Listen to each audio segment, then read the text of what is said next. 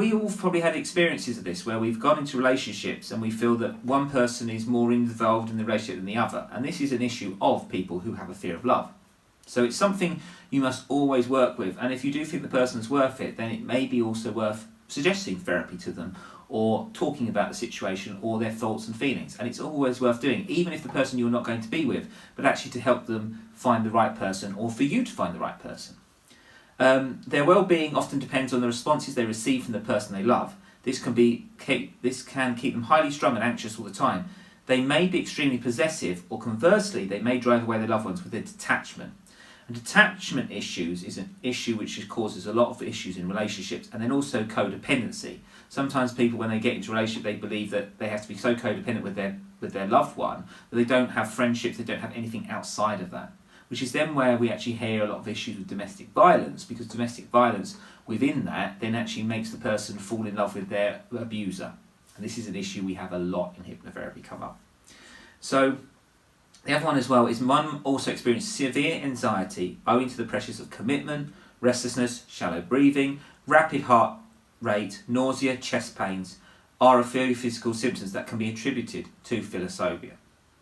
Panic and anxiety attacks are also very common. This is actually probably the most, anxiety is very linked to love or relationships. It happens quite a lot, or with their anxiety for their family. And this can be terrible for the sufferer, who often feels dizzy, feels like running away, crying, shaking, or sweating profusely. And this fear of love can be quite debilitating to the sufferer.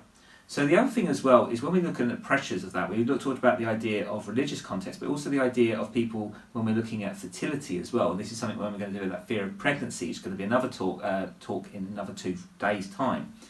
And this is where it all interlinks. So the fear of love also works with the fear of commitment and the fear of pregnancy. So sometimes when you work with a client, you may think they have a fear of love, but it also interlinks to them as well. And then the fear of being alone, if a relationship doesn't work, also can cause problems. And then the fear of success also can link with the fear of love, because if you have fear of success, then you don't believe your love relationship will work. So can you see it's all interlinked in that way?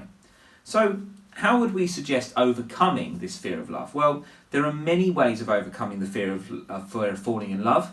Now, on the general, it's self-help books.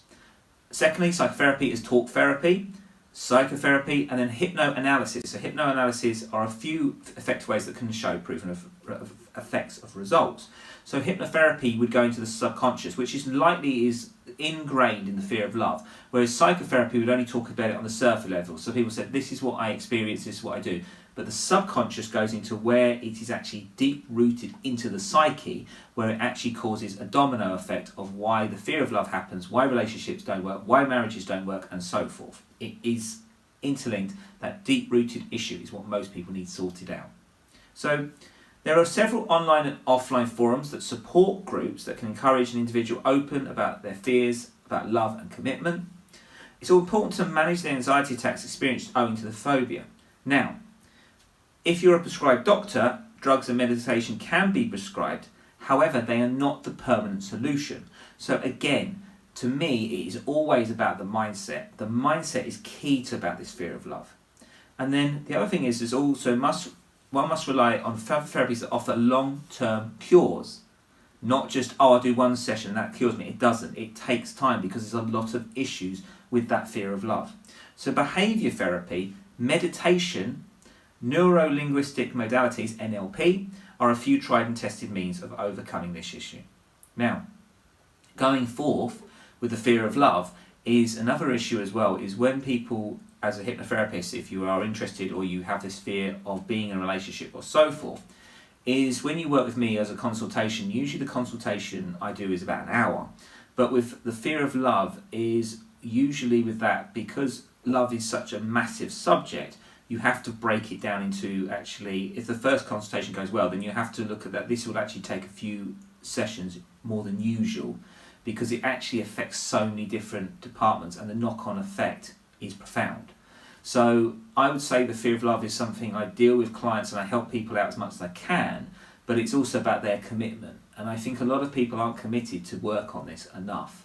And I think with the world going forward is the one thing which actually may be sentimental, but the actual idea of love or commitment or the idea of marriage, or the idea of togetherness, or the idea of a great relationship or partnership, I think is going to be essential going forward, because the way the world is, it's going to become very fragmented, and the support you're going to need from family or your loved one is going to be very important.